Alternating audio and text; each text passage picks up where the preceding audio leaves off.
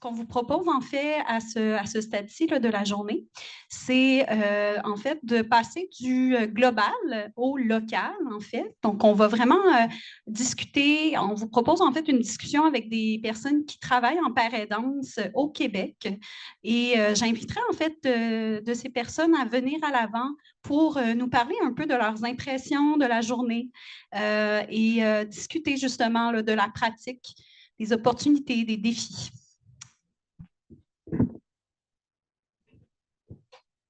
OK. Alors, ben, je vais vous inviter à vous présenter, chers pères aidants du Québec. Et puis ensuite, ben, on pourra faire un tour de parole, en fait, pour avoir vos impressions sur la journée, sur ce qui a été discuté.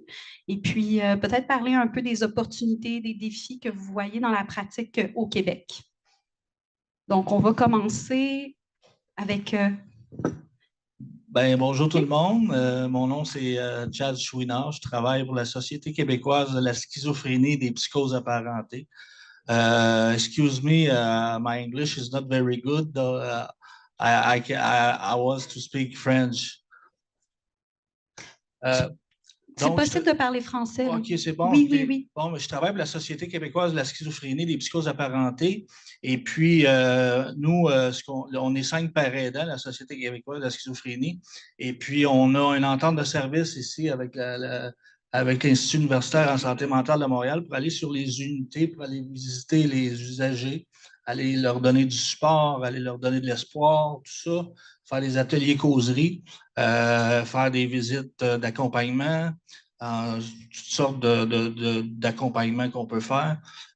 Donc, c'est ça. Je travaille pour la Société québécoise depuis 4 ans, mais ça fait 13 ans que je suis père aidant.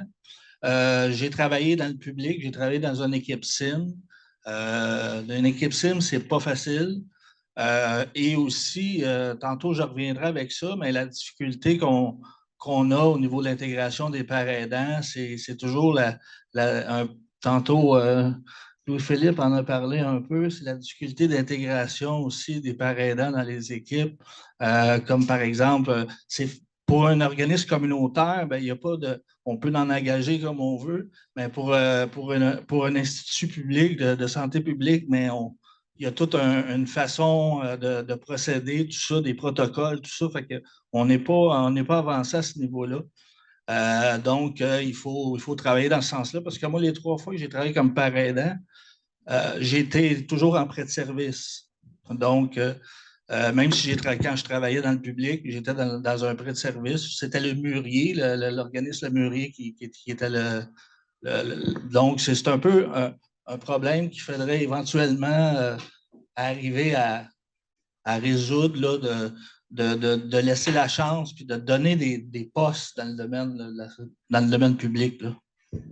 Merci, Chad. Est-ce qu'il y a une personne parmi vous qui voudrait rebondir sur ce que Chad a dit en vous présentant au début? Oui, bonjour. Moi, c'est Stéphanie. Je suis père aidant depuis 4 ans. Moi, je travaille dans le public depuis 4 ans. J'ai fait mon stage au niveau du SUS, au niveau de l'équipe du SUS de Nord de l'île. Et moi, je suis embauchée. C'est sûr qu'au niveau du titre de l'emploi pour le salaire, je suis, comme Louis-Philippe l'a dit tout à l'heure, je suis sous un autre titre qui est éducateur. Mais moi, ça ne me dérange pas tant aussi longtemps qu'on me respecte dans mes tâches et dans mon expertise. Tout à l'heure, il y avait monsieur qui parlait il avait la difficulté avec le fait qu'on soit des professionnels. Moi, je trouve que je suis l'expert de moi-même, de ma santé mentale et de ma santé physique. Je suis la personne qui a vécu le plus longtemps avec moi-même, qui se connaît le mieux. Alors, ça, c'est le message que je transmets avec mes usagers. Oui, parce que au niveau de la médication, c'est moi qui peux dire au docteur les effets bénéfiques et les effets négatifs. Alors, moi, je travaille beaucoup au niveau du empowerment, au niveau de l'autostigmatisation, déconstruire les idées et le discours qu'on se dit dans notre tête. Et je travaille beaucoup, j'accompagne beaucoup les gens dans dans leur démarche. C'est ma force, mettre en action toujours. Je dis toujours à mes usagers, la vie, c'est dans le mouvement. Alors, si tu restes chez toi à te tracasser la tête, il n'y a rien qui va se passer. Tandis que quand tu rentres dans le mouvement, bien, les choses changent et l'énergie change avec. Alors, c'est ce que j'avais à dire. OK. Donc, un parcours qui est différent de celui de Chad, en fait, en ce qui a trait à l'intégration de la pratique. On va passer à toi, Emmanuel. Bonjour, Emmanuelle Reed, père aidante au CIS de la Montérégie-Ouest depuis 2 ans. Je suis également étudiante au 2e cycle à la maîtrise en santé mentale. Ce que je voulais rebondir sur ce que Stéphanie a dit, c'est que dans le principe du partenariat patient, on dit souvent qu'un un patient va passer plus de 6 000 heures par année à prendre soin de sa condition, mais qu'il voit son médecin juste 5 à 10 heures par année. Alors ça fait qu'on est des experts du vivre avec la maladie et que notre médecin est un expert de la maladie. Merci. Bonjour, ici je m'appelle Jason Paradis, je suis père aidant pour la Montérégie-Ouest. Ça fait que je vais compléter ce que Emmanuel, Chad et Stéphanie ont dit. C'est comme le défi qu'on rencontre, c'est comme notre job. Tu sais, le gouvernement, ils n'ont pas mis comme père aidant comme emploi. Ça fait que c'est un défi qu'on rencontre sur notre job, même par rapport à mon syndicat, on est avec la Père aidance du Québec. Ça fait que, même le syndicat, ils ont de la misère avec nous autres mêmes, moi et Emmanuel comme titre, comme éducateur. Ça fait que ça, c'est un défi qu'on rencontre sur notre job, mais comme moi, je fais sur ma job de père aidant, on travaille avec l'équipe cible, TBC, le ABC, c'est l'équipe de crise, puis l'unité de psychiatrie dans la berge. Ça fait que, on se promène pas mal, puis on voit toutes sortes de monde. Ça fait que on est beaucoup en demande. Ça fait que, puis même, on souhaite avoir plus de pères aidants avec nous autres. Puis moi, avant de tomber de père aidant, j'ai été usager ressources. C'est comme ça qu'on est venu me chercher comme père aidant. Puis même comme usager ressources, c'est bénévolat, mais même eux autres aussi, ils en cherchent du monde comme upgrader, comme tu parles, usager ressources, père aidant par après. C'est comme ça qu'il est arrivé avec moi, puis ils veulent reproduire la même chose qui est arrivé avec d'autres mondes. Merci. Moi, sur une autre note, moi, ce que j'ai... Allô? Donc, c'est ça. Moi, c'est Simon Lompré. Je suis père aidant à la Société québécoise de la schizophrénie depuis 13 ans. Moi, je suis ici aujourd'hui pour assister aux différentes présentations qu'il y a eu. Moi, ce que j'ai retenu principalement, c'est le Citizen Project qui m'a beaucoup parlé parce qu'à la SQS, on a un projet d'employabilité qui s'en vient. Donc, on essaie de s'inspirer un peu de ce qui se fait. Puis ça a été vraiment une belle rencontre. Et puis aussi, moi, comme père aidant, j'anime des activités, des groupes depuis plusieurs années, entre autres l'écriture. Et puis, on a parlé de poésie. Tantôt, on a nommé le mot poésie comme étant quelque chose d'important là, pour les participants qui fait une différence. Donc, moi, comme père aidant, ma force, moi, c'est la créativité, c'est donner des ateliers, c'est la spiritualité, c'est ce qu'on appelle une médecine personnelle. Donc, c'est ça, c'est ce que j'ai retenu de la rencontre. Merci. Merci.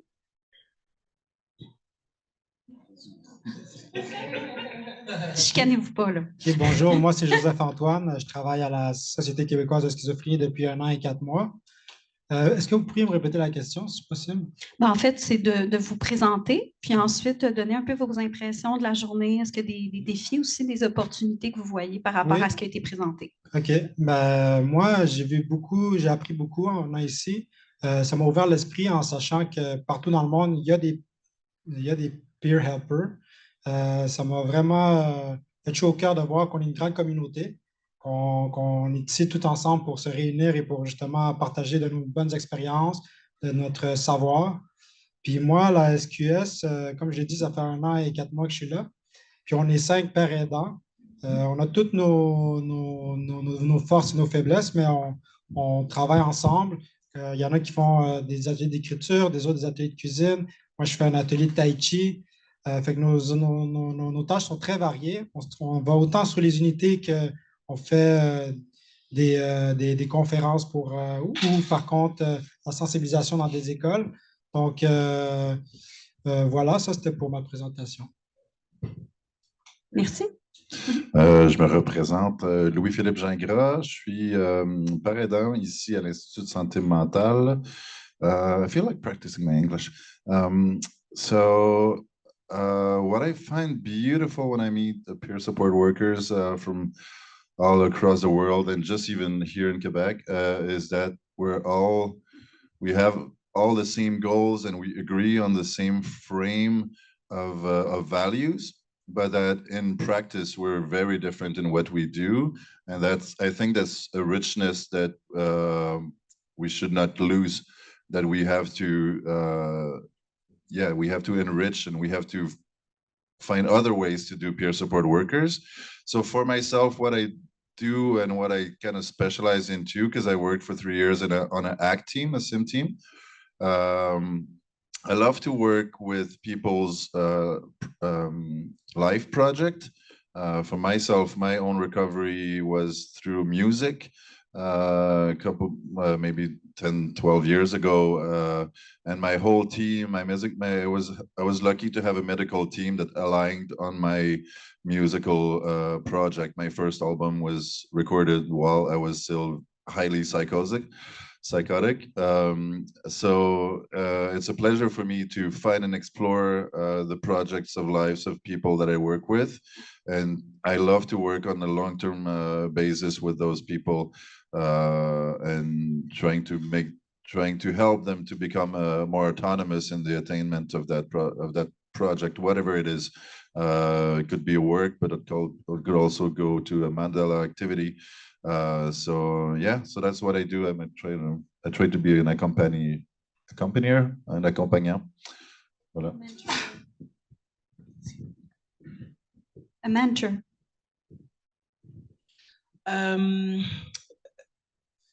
Ce qui me vient à l'esprit à propos de ce qu'on a vu aujourd'hui et aussi les défis. Est-ce que tu peux te présenter? Oui. Merci.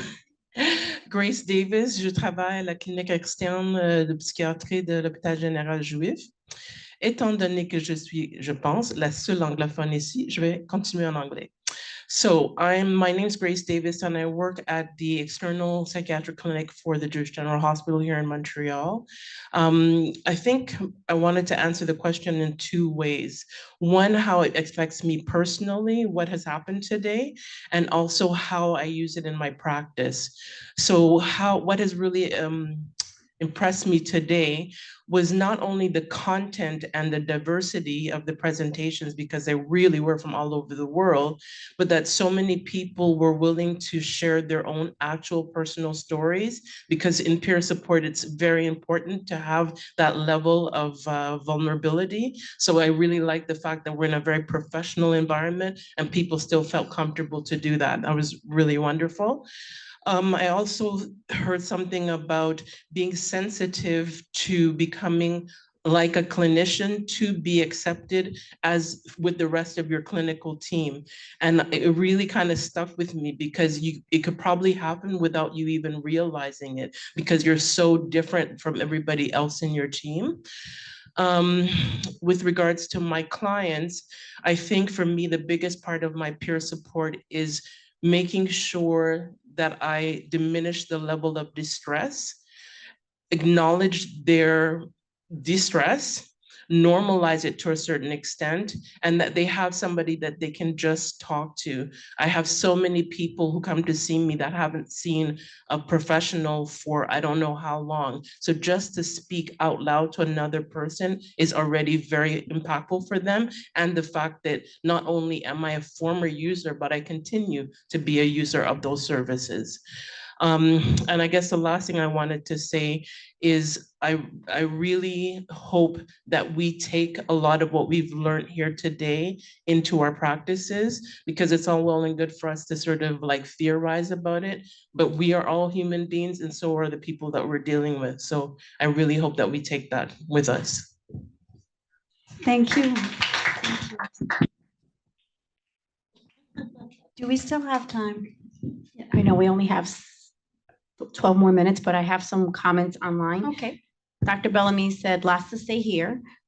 We at Yale Perch, in collaboration, host a 12-month lived experience workforce learning collaborative with organizations, starting in Victoria, Australia, and one with Connecticut Demas in July, called Recovery Workforce Learning Collaborative.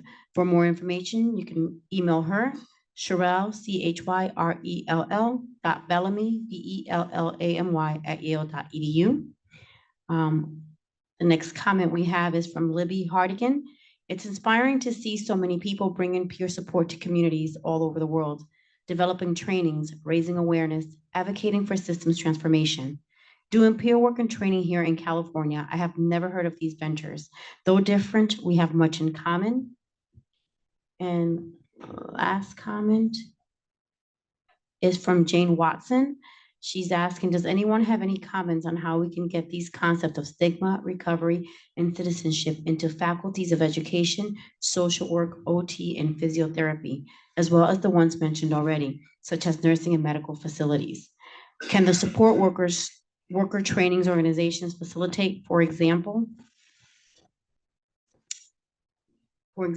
a speakers bureau of trained experts with lived and living experiences who are able to present to these diverse faculties? And I have the last person is Renata Husbands. She states, I am a recent graduate at Yale Let's Lead. I have tons of lived experience and I hope to become a PSW in my near future. Thank you to all the presenters. Thank you, merci. J'ai envie de vous poser une question. Jean-François, que tout le monde connaît ici en avant, a présenté l'index composite, en fait. Puis j'ai envie de vous demander comment cet outil-là vous sert, en fait, ou pas, en fait. Mais est-ce qu'il y a quelque chose dans cet outil-là que vous gardez dans votre pratique et qui lui permet d'exister, en fait, dans les milieux de pratique où vous êtes? C'est un bon outil, en fait, là, mais nous, on part un projet en employabilité. Puis je pense que c'est un bon document, en fait, de compte, pour faire un projet citoyen sur l'employabilité, de travailler sur le rétablissement en regardant les critères, tout ça, pour voir si la personne, comment elle se situe dans son rétablissement, tout ça, avant d'aller vers une démarche haute de vie active, tout ça. Puis je pense que c'est un bon outil qu'on peut mettre à plusieurs sauces là, au niveau du rétablissement. Merci. Est-ce qu'il y a d'autres commentaires? Oui. Moi, quand je le fais passer, je le fais auto-administrer, c'est-à-dire que je me mêle pas de ça pour les 47 questions, je les fais faire par l'usager lui-même. Puis après ça, je revois les questions qui ont soit un 1 ou un 5, ou qui sont extrêmes. Puis après ça, je demande de me donner un peu de feedback sur l'item en particulier. Puis souvent, il y a des items comme je sais comment être bien et de rester, ou quelque chose comme ça. S'il me score bas, je sais quel genre d'intervention je dois préconiser, ou si j'ai un plan de qui je veux devenir, là, c'est le temps d'embrayer avec le projet de vie. Oui, donc ça sert vraiment d'indicateur, en fait, pour orienter la pratique, là. Puis avec l'indice composé, on peut le passer plusieurs fois. Ça fait que tu le passes une fois, puis après 3-4 mois, tu peux le repasser, tu vois qu'est-ce qui s'est amélioré, puis tu vois comme genre le graphique, dans le fond, on peut appeler ça comme ça. Ça fait que tu vois l'évolution de la personne, puis c'est ça. Ben moi, je trouve que ça donne une vue globale de la situation. J'ai assisté un peu aux rencontres avec Jean-François, puis de ce que j'ai pu j'ai pas eu souvent le descriptif devant moi, mais j'ai vu que ça prenait vraiment soin des patients. C'est vraiment s'arrêter puis prendre un moment pour voir un peu dans l'ensemble comment le rétablissement de la personne se situe dans son rétablissement. Et comme Chad disait tantôt, on a un projet d'employabilité, puis on va sûrement utiliser cet outil-là parce que c'est une très bonne base où partir. Moi, j'ai appris l'existence de cet indice-là tout à l'heure. J'ai pas d'opinion. On m'a passé le micro, mais j'avais rien à dire. Est-ce qu'il y aurait d'autres commentaires à cet égard? Oui, Isabelle? Mais effectivement, un outil clinique, je pense qu'on l'a entendu un peu aujourd'hui, que ça peut faire hérisser un peu les poils, de dire, mais on ne veut pas devenir justement dans le clinical, on veut pas, c'est pas ça les pères aidants. Mais en même temps, je suis d'accord que c'est un outil pour ouvrir la conversation sur différents thèmes de la vie d'une personne. Ce qui est cool avec cet outil-là, c'est qu'il a quand même été bâti avec des usagers. Donc, c'est pas comme des cliniciens ou des PhD qui ont fait ça dans leur coin. Là. Ça a été fait avec des usagers.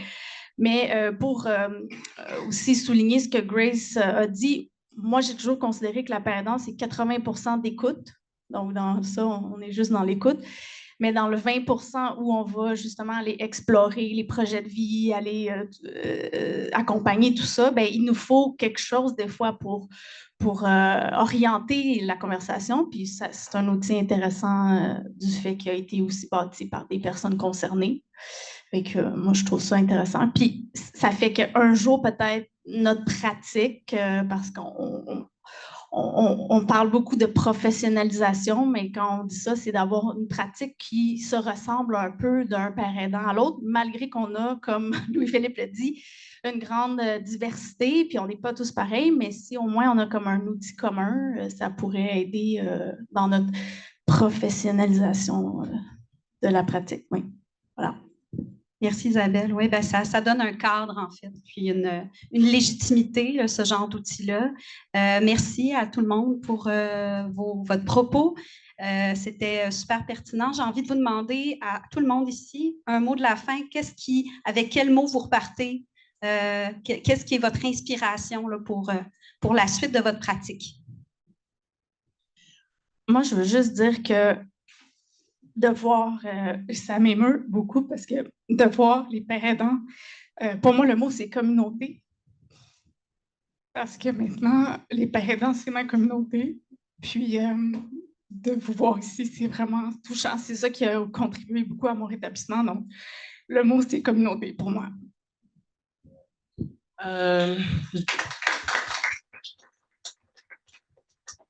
Je dirais la même chose. I'd say the same thing. Really, it is about community. It's extremely comforting to be able to share all of these things with so many people, peers here in Quebec, but also worldwide. I feel like we really started something, or we can continue something.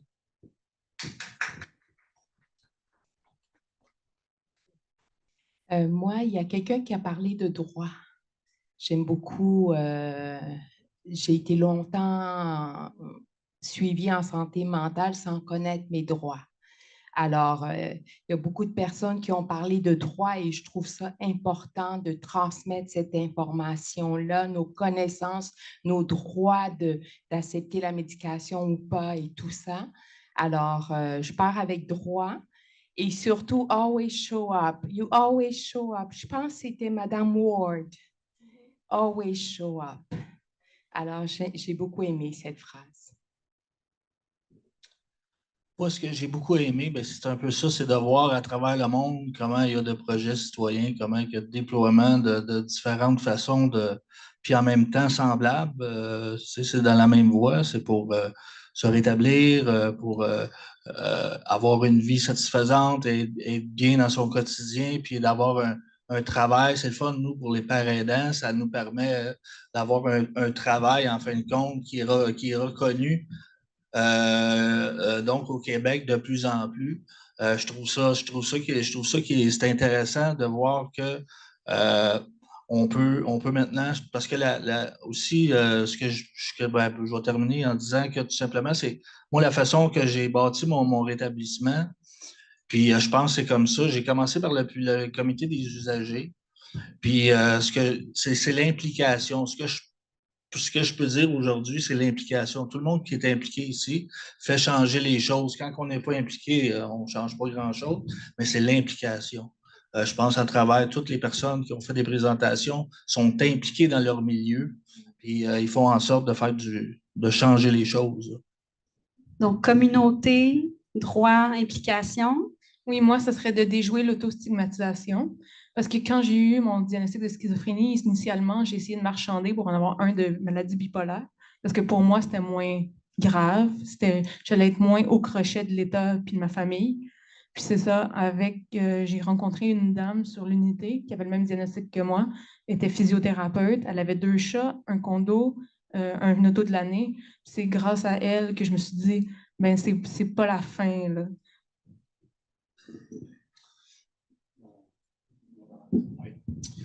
Moi, les mots, j'aurais 2 mots, entre autres, entraide et découverte. Entraide parce qu'on est réunis ici aujourd'hui pour partager, puis on se tient serré, on apprend les uns des autres, et découverte aussi pour la variété des savoirs, des projets qui existent. Donc, pour moi, ça a été ça aujourd'hui. Merci. Moi, on a entendu beaucoup le mot leadership. J'aimerais ça que ce mot-là s'applique réellement pour que les pères aidants puissent avoir le leadership de ce mouvement-là. Puis que c'est ça, rappeler qu'à l'embauche d'un père aidant, le combat est vraiment loin d'être terminé, mais que dans l'écoute des pères aidants, que ce soit au niveau clinique jusqu'au niveau des décisions, d'où est-ce qu'on enligne les soins en santé mentale. Voilà, je pense que le mot leadership, c'est un reminder pour nous de prendre ce leadership-là pour voilà, faire avancer ce mouvement. Bon, moi, je vais y aller avec mes collègues, je vais dire communauté aussi. Juste le fait de participer à un événement comme ceci, comme celui-ci, ça nous rend compte qu'on n'est pas seul, qu'on a une place, qu'on fait partie d'un groupe, puis que je me sens épaulé en sortant d'ici. Je me sens que je fais partie d'une communauté. Puis moi, qu'est-ce qu'on a beaucoup parlé, c'est comme le rétablissement. Ça fait que, tu sais, voir du monde qui sont tous rétablis, je vois que je ne suis pas le seul. Ça fait que c'est le fun de voir ça. Ça fait comme il y a aussi la communauté. C'est comme voir la communauté de pères aidants, peu sport. C'est le fun de voir que c'est pas juste au Québec, c'est international. Ça fait que c'est le fun de savoir ça. Ça fait que c'est ça. Ça m'a vraiment fait plaisir d'être ici. Ça fait que de connaître beaucoup de monde. Puis il y a aussi que j'ai croisé du monde que j'ai vu leurs vidéos à l'Université de Montréal. Ça fait que, tu sais, c'est pas juste au Québec, c'est partout. Ça fait que, donc, comme nous, on représente comme le Québec. Ça fait que c'est très intéressant. Puis, on connaît du monde, on vient d'avoir du monde, d'autres mondes comme professeurs partout dans le monde. Ça fait que c'est ça. Merci beaucoup. Donc, ça va conclure cette partie. Je vous remercie à tout le monde d'avoir parlé. Our next speaker is Isabelle Hinault from the Executive Director of Peer Support Québec. Bonjour tout le monde. Je vais vous présenter un peu ce qui se passe au Québec en matière de père aidance. Je suis moi-même une père aidante. Je fais partie de cet organisme qui s'appelle Père Aidance Québec depuis maintenant 6 ans. Nous voulons juste mentionner que nous sommes très heureux d'avoir autant de personnes de partout dans le monde pour échanger des informations et des pratiques de père aidance. Père aidance a débuté en 2012. Au départ, il s'agissait d'un projet et d'un programme de recherche dirigé par Jean-François Pelletier. Dans ce programme de recherche, nous avons implanté le projet citoyen, qui est une adaptation du Yale Citizens Project. À l'heure actuelle, nous n'avons pas de projet citoyen opérationnel faute de moyens. Nous manquons d'espace physique pour accueillir ces personnes. L'infrastructure du projet citoyen est tout simplement en suspens. Le projet citoyen était aussi une plateforme pour l'emploi. On a des gens qui ont arrêté de travailler depuis longtemps. Ils pouvaient être bénéficiaires de l'aide sociale avec l'intention de réintégrer le marché du travail. Le projet citoyen et Père Aidance Québec visent à aider ces personnes à réintégrer quelque chose qui ressemble au travail, mais à travers les implications d'un engagement dans le domaine du soutien par les pairs. Le projet citoyen n'est pas opérationnel, mais nous employons toujours des personnes qui sont pour la plupart des pères aidants ou des personnes ayant une expérience vécue. Le but de Père Aidance Québec est vraiment de recueillir de l'information et de rester au courant de ce qui se passe au Québec. Il existe de nombreuses formes différentes de père aidance. Il n'y en a pas seulement dans le domaine des dépendances ou en santé mentale, mais aussi dans d'autres domaines. On essaie de rassembler de l'information et de rassembler les gens pour échanger sur nos pratiques. On donne aussi beaucoup d'informations au public. Par exemple, certaines personnes veulent devenir des pères aidants. Nous leur expliquons les différentes options de formation et nous les aidons dans leur parcours s'ils le souhaitent. Lorsque ces personnes deviennent des pères aidants, nous essayons d'être là pour elles, si elles ont besoin d'informations techniques ou parfois nous pouvons commanditer certaines activités auxquelles elles souhaitent peut-être participer. Nous voulons encourager les pères aidants à suivre une formation et à poursuivre une formation en continu. Nous essayons avec le peu de moyens dont nous disposons. On essaie d'encourager les pères aidants à continuer de se former et à assister à des événements comme celui-là. On essaie d'offrir des opportunités aux pères aidants. On s'intéresse aux meilleures pratiques.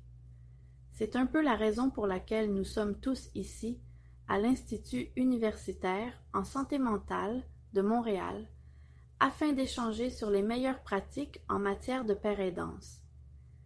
Nous célébrons également une fois par année, en octobre, la Journée mondiale des pères aidants, initialement lancée par la National Association of Peer Supporters aux États-Unis.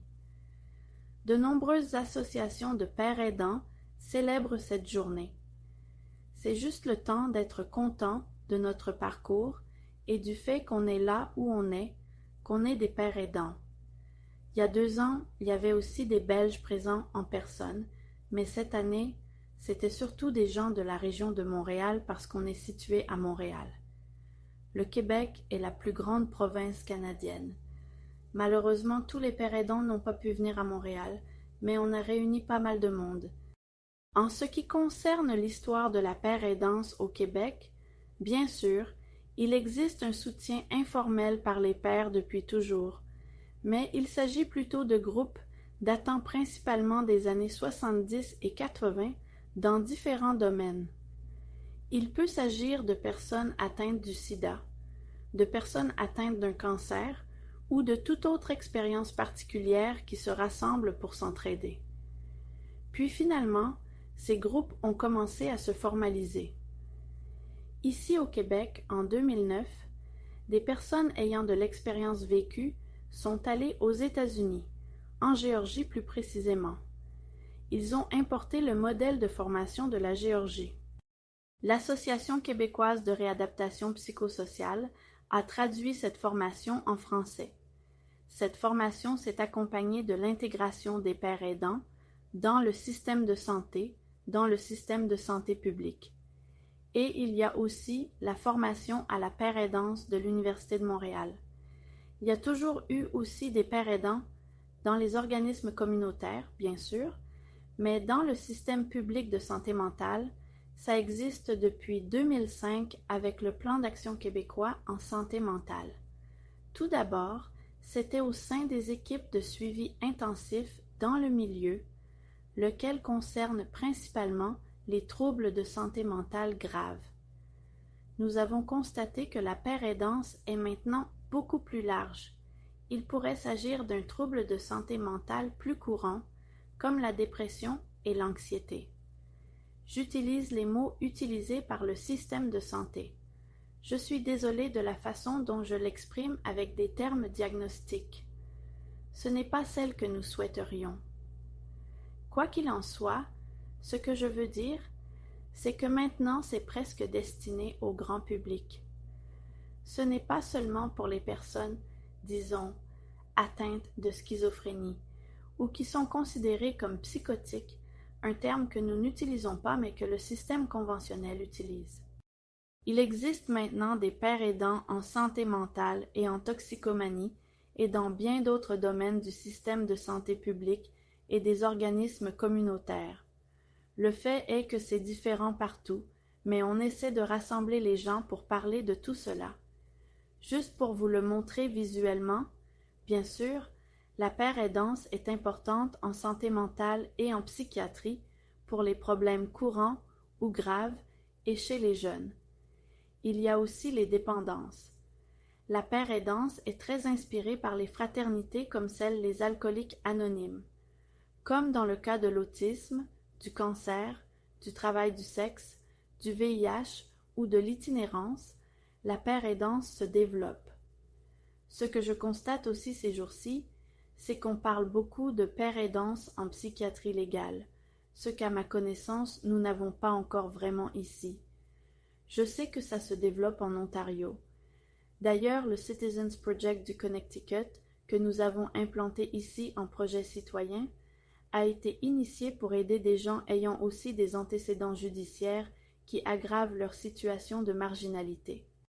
Il y a maintenant plus de 30 000 pères aidants aux États-Unis.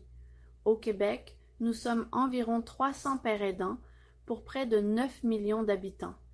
Bien sûr, il nous en faut davantage, mais l'accès à la formation est limité et de nombreux professionnels de la santé mentale ne savent même pas de quoi il s'agit.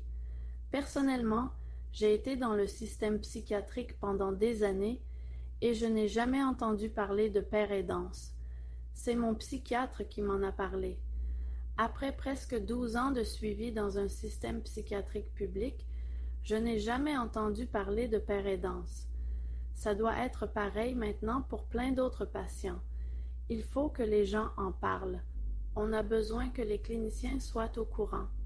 On a aussi besoin de plus de pères aidants. Bien sûr, comme on l'a mentionné, je pense qu'on a besoin d'une base commune pour la formation, le soutien et la continuité.